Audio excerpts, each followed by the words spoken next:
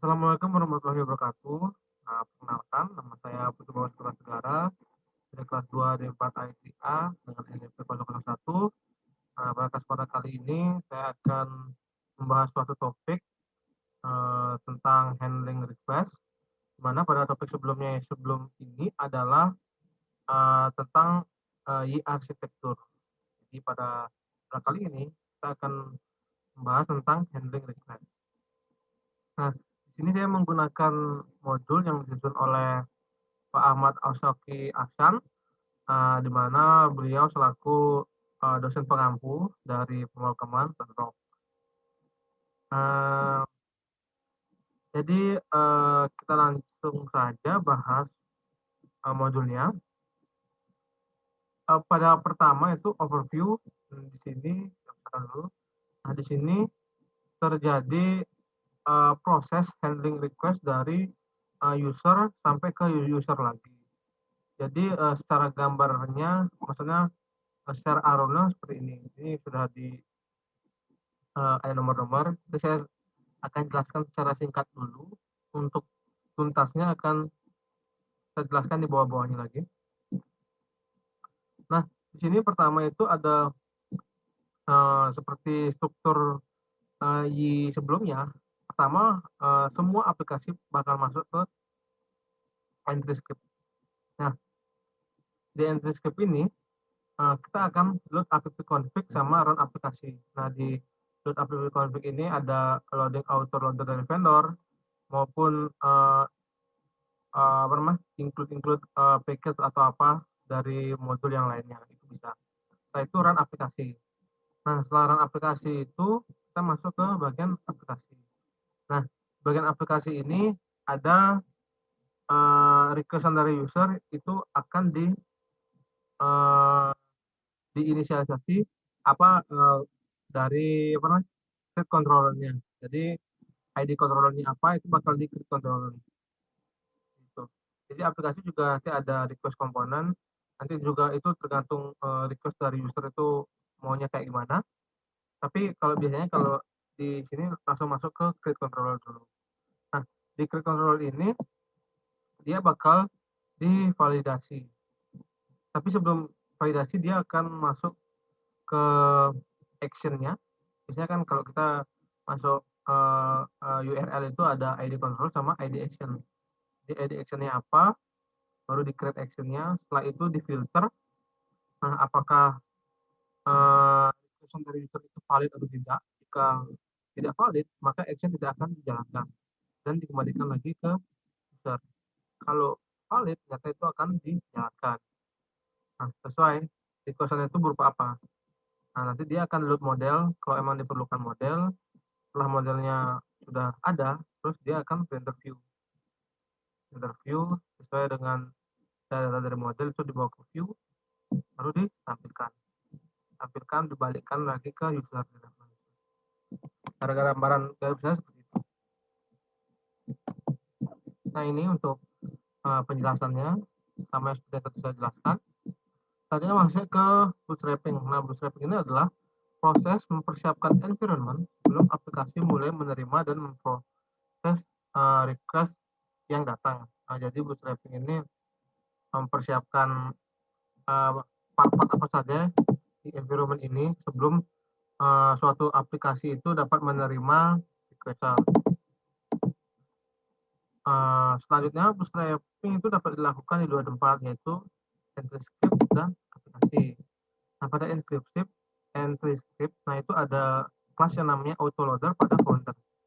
Pada founder. Nah, untuk label berbeda berdasarkan komposer atau header. Nah, ini yang saya tadi bilang ini ada di vendor.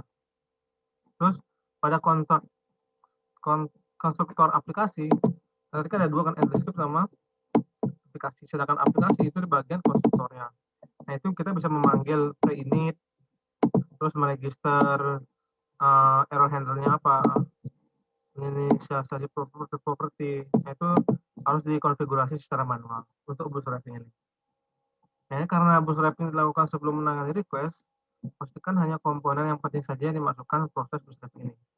Nah, karena yaitu kalau tidak yang penting saja, takutnya sesuatu yang tidak penting itu dimasukkan ke bootstrapping yang akhirnya tidak dijalankan apapun. Itu bisa memenuhi buffer ya. Nah, contohnya ini pada metode production, Anda mungkin perlu mengenablekan APT state pada proses bootstrapping. Nah ini harus dilakukan sebelum proses request. Selanjutnya itu ada routing. Nah, routing ini sudah sering kita bahas pada sebelumnya. Nah, tapi di sini ditekankan lagi bahwa proses routing itu ketika metode itu aplikasinya itu di-run pada increase step, nah itu akan meresolve request yang datang, kemudian menjalankan controller action dan menangani request tersebut. Nah, itu disebut dengan proses routing. Jadi seperti yang kita lakukan, misalnya ini proses routing ini berjalan, dia langsung masuk ke controller dan default routingnya. Nah, itu adalah routing yang valid. Kalau routing tidak valid, misalnya ini kita masukkan actionnya away. Nah, ini tidak valid. Makanya itu ada error yaitu not found. Sesuai dengan ini muncul not found. Nah, kalau routingnya tidak ada routing, yang ini item bla bla bla ini tidak ada, ya udah kita akan masuk ke default routing. Nah, ini ada yang namanya cat al. Ini biasanya digunakan untuk aplikasi sedang dalam fase maintain. Jadi kemanapun akses routingnya, ini biasanya akan disetting di config, di aplikasi config. Jadi itu kemanapun akses routingnya, itu bakal dijalankan sesuai dengan ini, sesuai dengan setup, tapi rootnya kemana. Ini mungkin nanti bisa dicoba.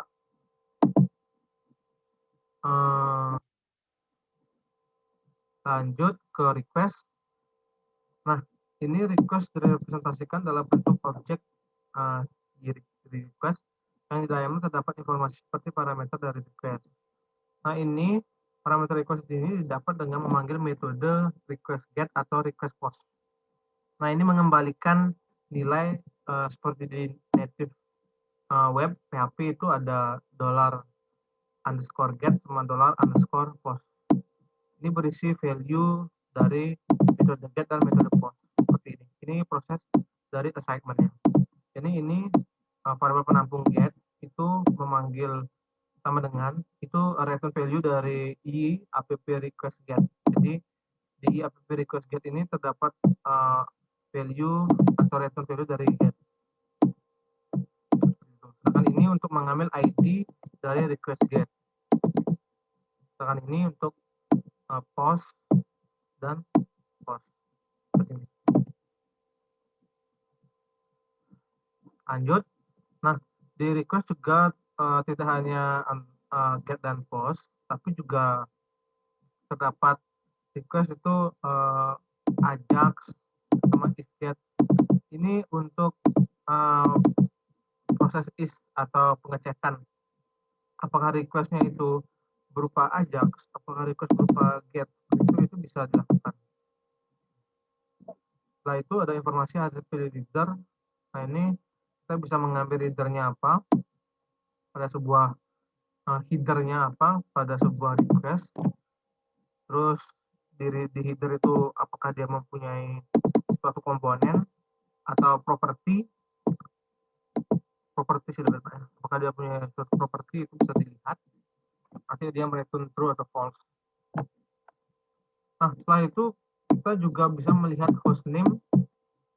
Nah, ini hostname sama alamat IP itu dengan cara seperti ini, user hostname di app request user host dan alamat user IP itu user IP. Nanti kita akan melakukan latihan di bagian latihan sebentar di address. Nah, ini untuk request URL-nya. Request URL itu sebenarnya ada beberapa contoh. Nah, ini diantaranya itu ada URL, ada absolute URL. Jadi ini untuk path-nya itu siapa, itu bakal di-return.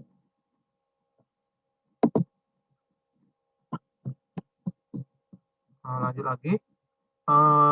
Ini untuk query string untuk host info ini biasanya hostnya itu apa? Biasanya ini localhost kalau di ininya. Terus untuk path-nya apa? Path ini URL-nya itu di atas itu. Biasanya ini return-nya apa?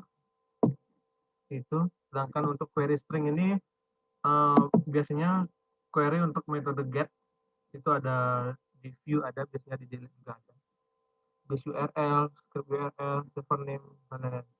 Ini merupakan request URL-nya. Jadi nanti cara panggilnya sama kayak ini, user IP misalnya app request user IP. Nah untuk ini misalnya nanti app request URL, app request path info. Gitu. Nanti akan ditampung di sebuah variabel penampung PHP. Selanjutnya untuk respon, ini setelah aplikasi menangani sebuah request, objek respon akan dibuat dan dikirimkan ke pengguna. Jadi objek respon ini berisi informasi seperti HTTP status code dan HTTP reader dan body-nya. Untuk menambahkan informasi HTTP reader dapat dilakukan dengan memanipulasi objek dari properti Y ini di respon header. Ini bisa dilakukan seperti ini. Tapi pada kasus-kasus sederhana, kita tidak perlu melakukan perubahan untuk penambahan pada objek respon ini. Karena aplikasi Y itu sudah langsung membuat objek secara otomatis melalui return value dari controller action. Jadi seperti ini. Return this render. Nah ini secara otomatis untuk responnya itu sudah langsung dibentuk melalui return value. Seperti itu. Nah session dan cookies. Jadi pada PHP native atau murni itu session dan cookies itu dapat dipanggil dengan cara $_session dan $_cookie. Nah, sama pada ini juga hampir sama, cuma kita ini menggunakan objek atau kelas. Jadi untuk session itu bisa app session, sedangkan untuk cookies itu bisa menggunakan app cookies. Dan untuk responnya bisa app respon cookies. Penggunaannya hampir sama untuk sessionnya ini. Ada beberapa sintaks saja yang berbeda, misalnya di sini untuk peng-assignment itu misalnya language, session, language. Nah ini untuk mengambil isi dari session language ini adalah apa. Bersama, cuma beda penulisan saja dari sintaknya. Dari segi fungsi bersama dengan native. Nah, sekarang kita akan masuk ke latihan. Nah, di latihan ini ada 3 soal. Yang pertama kita sudah membuat tabel statistik. Nah, ini seperti ini. Tabel statistik seperti ini. Kita langsung saja masuk ke bagian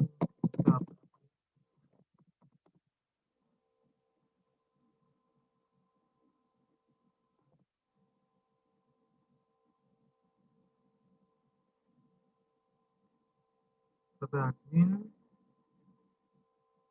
proses, masuk ke MyMarkku.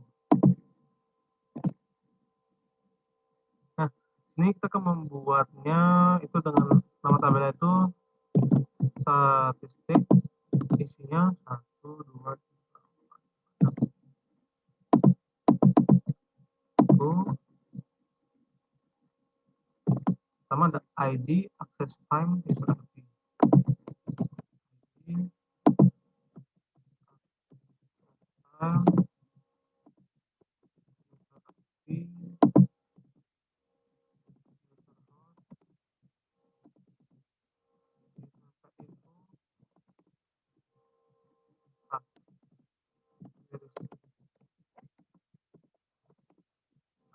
Untuk datanya di 11 auto increment, yaitu date time,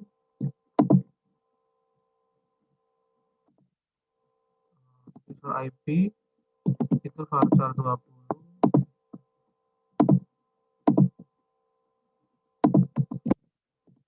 user host varchar 50,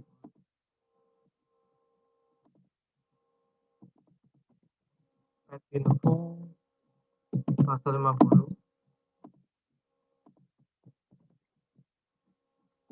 string varchar 50,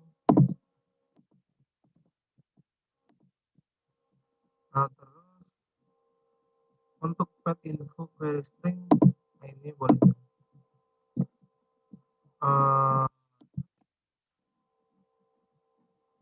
sudah terbentuk ya. Sekarang itu perlu buat model aplikasi tabel statistik. Nah, kita buat model, masuk operator,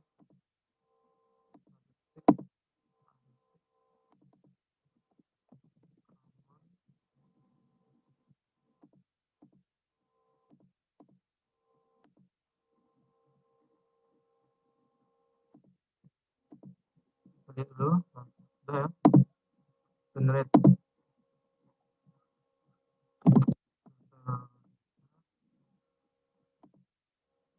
command model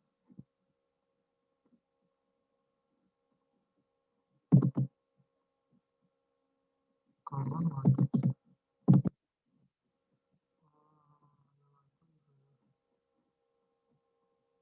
command. Oh ini lagi.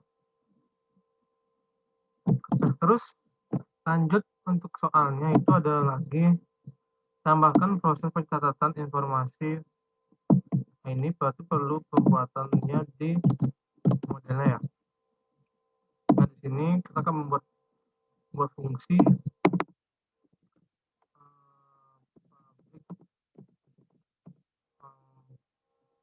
function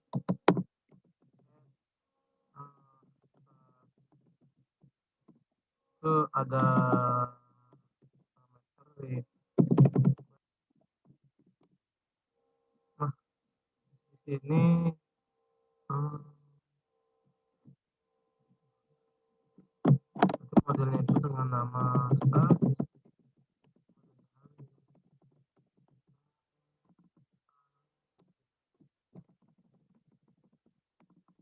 statistik. Terus untuk pemanggilannya sama itu ada access time,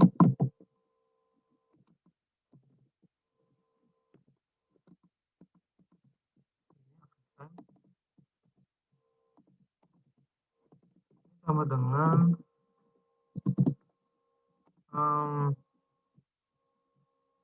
itu bisa digunakan seperti ini.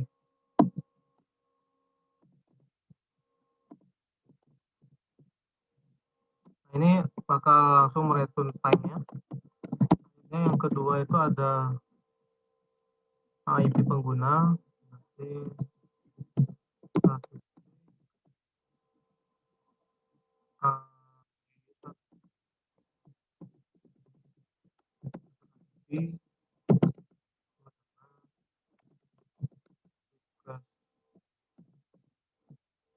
itu ini user ID.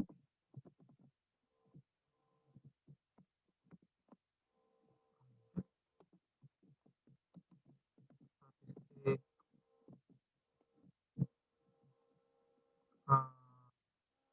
sama komputer pengguna, berarti user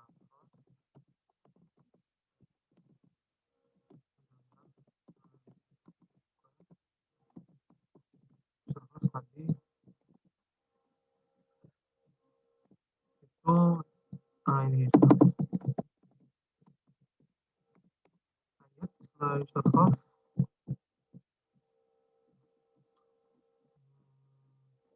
add info user host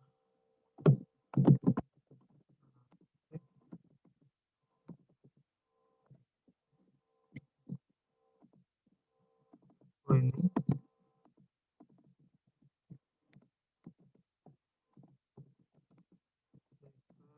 itu apa ini add info ini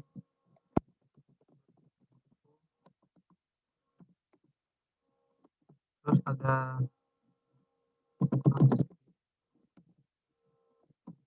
query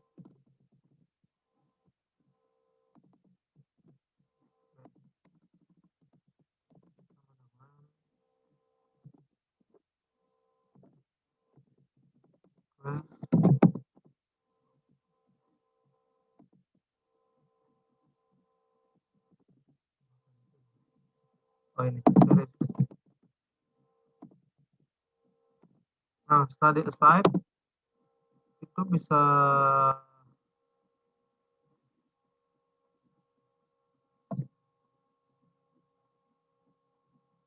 langsung di save.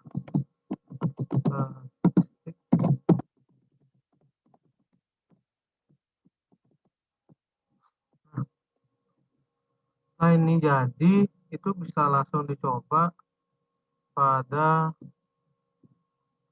item ya. Item jadi ketika masuk indeks. Nah, ini langsung masuk pada kita tutup command dulu, buka bagian control item. Nah, ini ya. Jadi includekan dulu animasinya use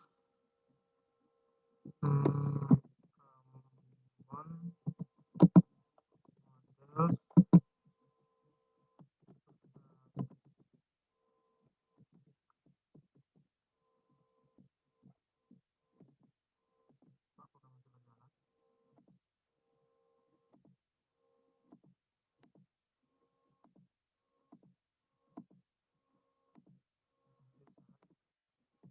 Lanjut, sekarang coba masuk, berarti sekarang untuk di sini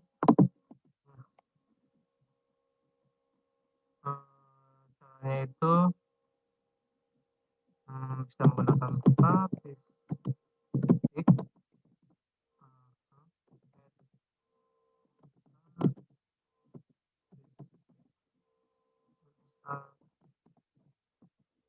dengan parameter ini AI app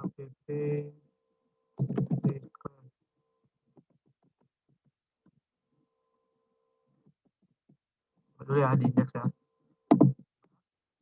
Nah, kita lihat pada browser.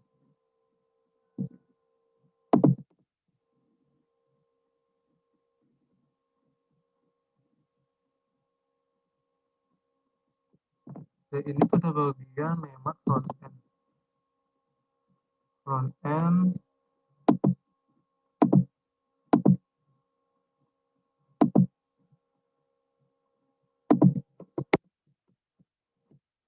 di app request.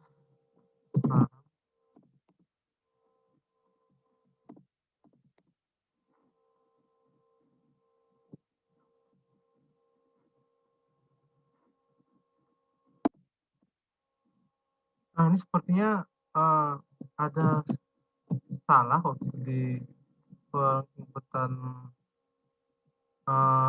database ya. Itu kita coba masuk ke bagian common terus statistik. Nah, ini coba dikasih di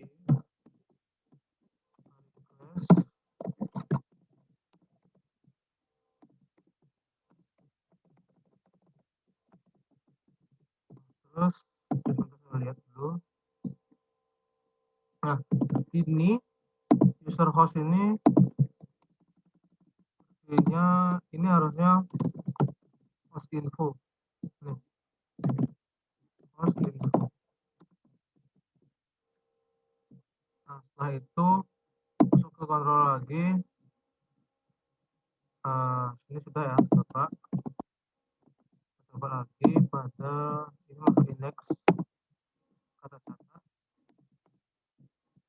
Nah, sudah tercatat. Ini user IP-nya berapa, terus access time-nya, user host-nya itu localhost, terus infonya apa. Untuk query string ini biasanya dipakai untuk view. Jadi untuk view ini langsung di copy saja. Nah, itu ini lagi satu,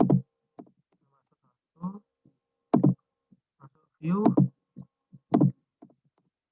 di view. Nah, view dengan query string ID 1, query string ID 2. Nah, ini query string ID 2. Nah, biasanya untuk default root itu dia benar default root juga, jadi kosong. Nah, ini kosong item. Nah, jadi untuk Ada lagi. Nah, buat tabel sudah kita lakukan, buat tabel statistik beserta buat modelnya juga sudah. Terus kita ketika masuk ke bagian index dan view, kita mencatat waktu aksesnya, IP, nama komputer pengguna, pet info dan query stringnya itu kita catat sudah. Nah, berarti sudah semua untuk latihan yang dilakukan ini. Terima kasih yang sudah menonton video ini. Jika ada salah-salah kata, saya mohon maaf. Akhir kata, saya ucapkan wassalamualaikum warahmatullahi wabarakatuh. Dengan saya Putri Bagus Kertasegara, izin undur diri. Terima kasih.